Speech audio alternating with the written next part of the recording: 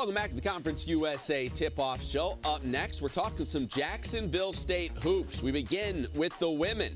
Last season, 10-20 year, 4-14 in Conference USA play.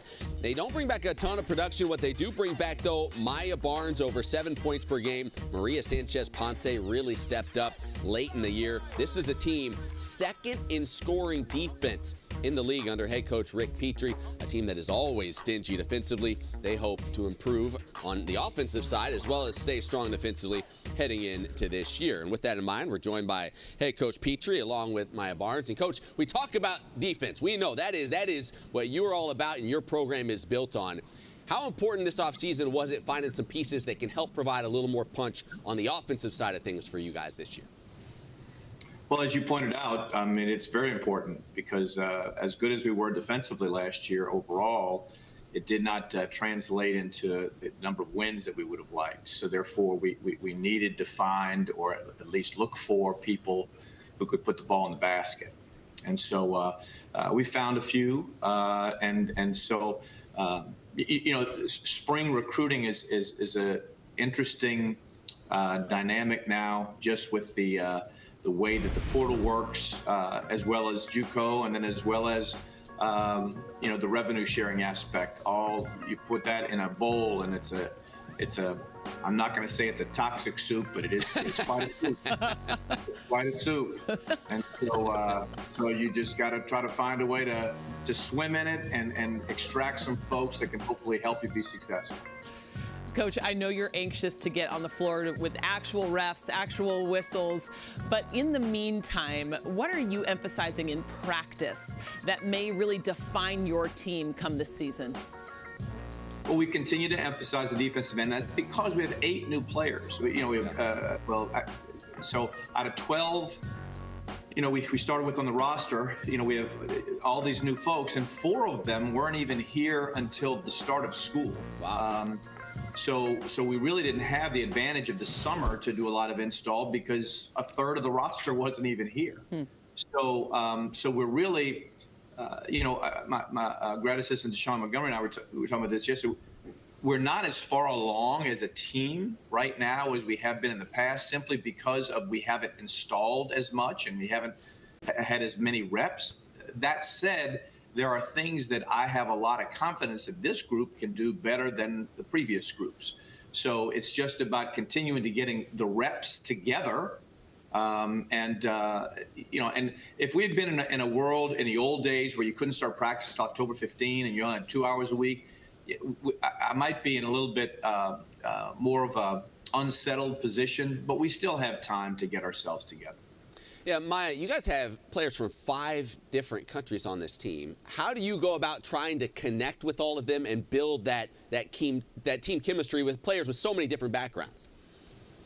To be honest, it's been very difficult because, like you said, we have people from different countries and whatnot. So it's been a bit of a language barrier, but we're getting along pretty good, and we're trying to figure it out. So it's been okay.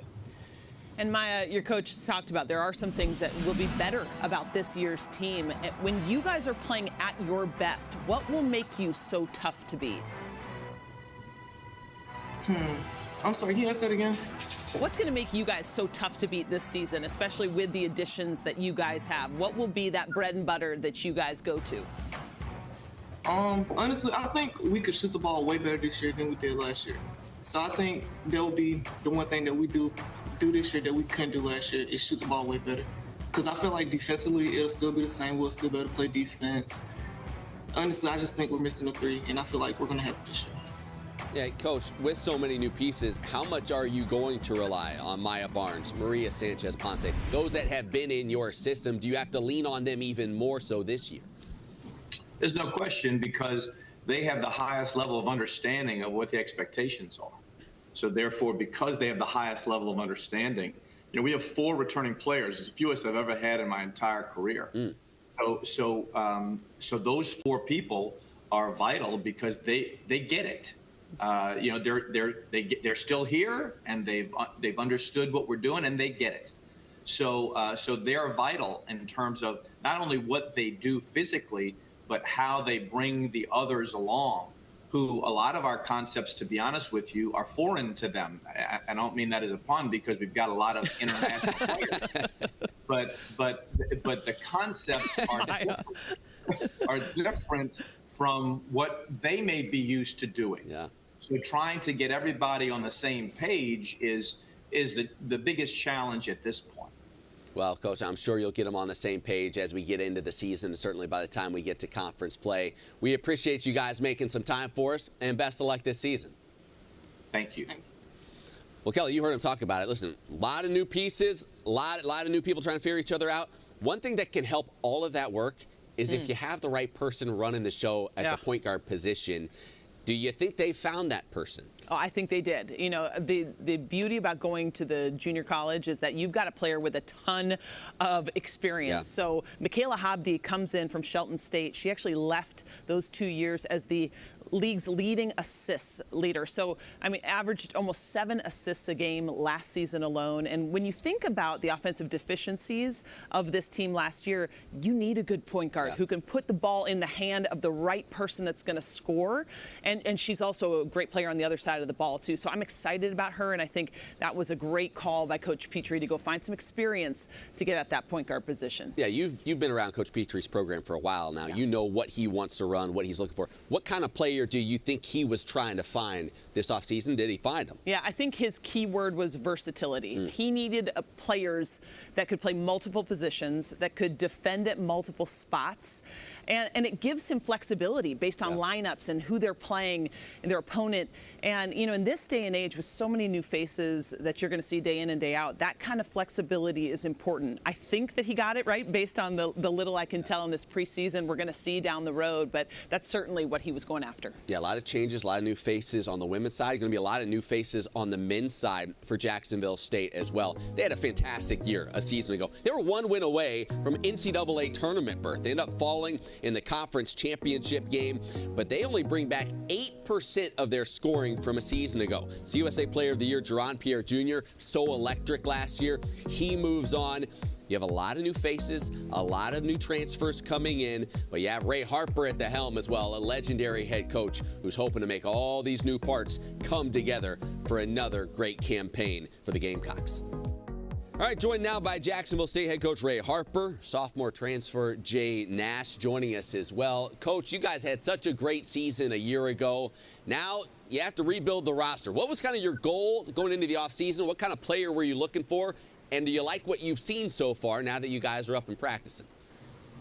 Obviously, we're looking for toughness, guys that we felt like would compete, know how to win. You know, I see all these other conferences having their media days and they're raving about their teams. And, you know, it's early. I mean, I don't know who knows what about their teams right now. I know I got a guy beside me that will compete and does things the right way every single day. So I think we got a chance.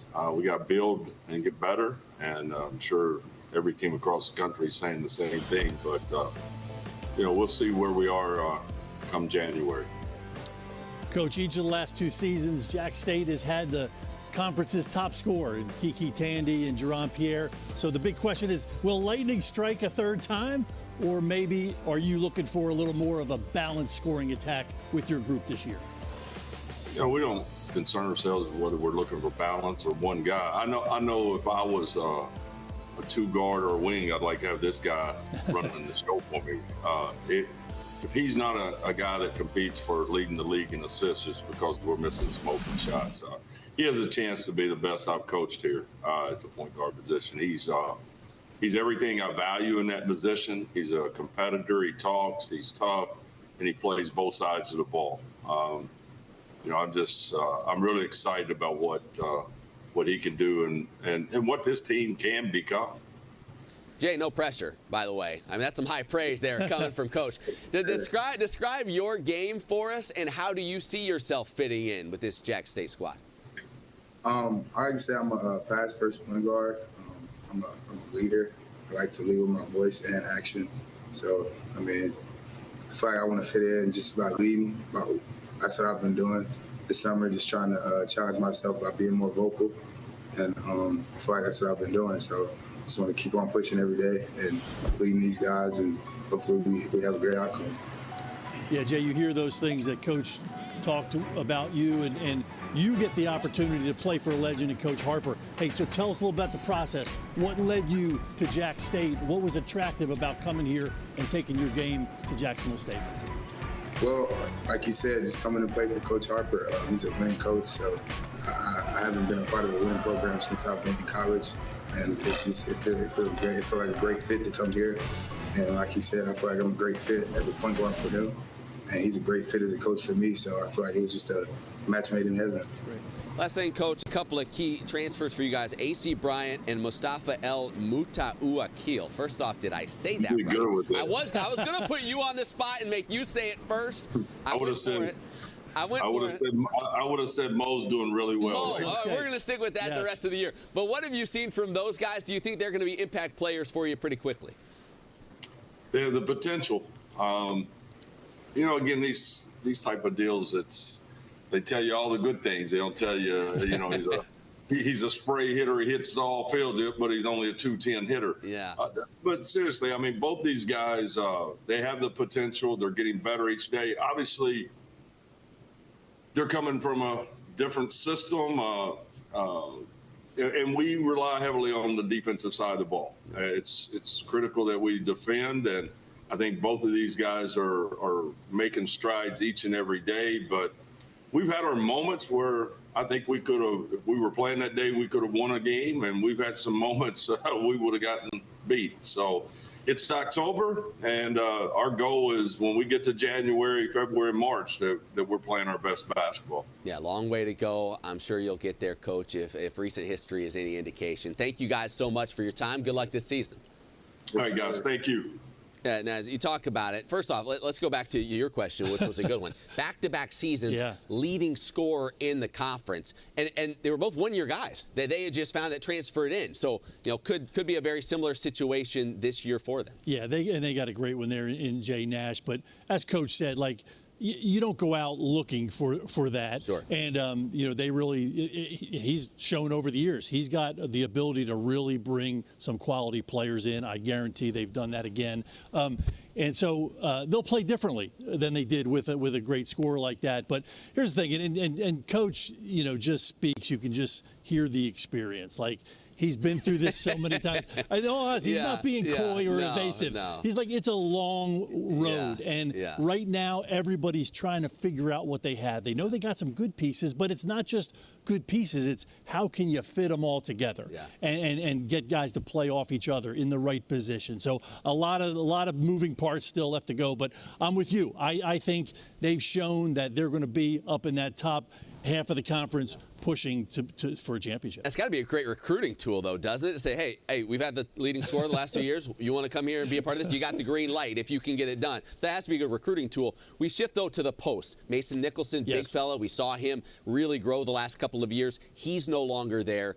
What do you see in terms of post play for Jack State? Yeah, so, and again, you have to have an A game and a B game. And so what we've seen out of them is great guard play. Yeah. They got guys that have that system where Coach lets them go ISO, and they are tough that way. But I think they've been at their best when they can also counter with a big post. They lose Nicholson. Niagu, the Russian, he had some glimpses last year, played some good minutes for them, 7-footer with wingspan and shot block ability. Will he step up? Will it be one of the other guys? But again, Coach Harper he knows you got to have a balance. You can't just be one-dimensional. So look for somebody that they can go into the post to as well. Yeah, when you've done it as long as Coach Harper has, nothing's going to surprise you. Right. You're ready for anything, and you expect them to get better week after week after week throughout the year. All right, we're going to step aside here quickly, but when we come back, we head to the state of Georgia. We're not talking about peaches. We're talking about the Owls. Kennesaw State, how are they looking next season? We're going to find out coming up next.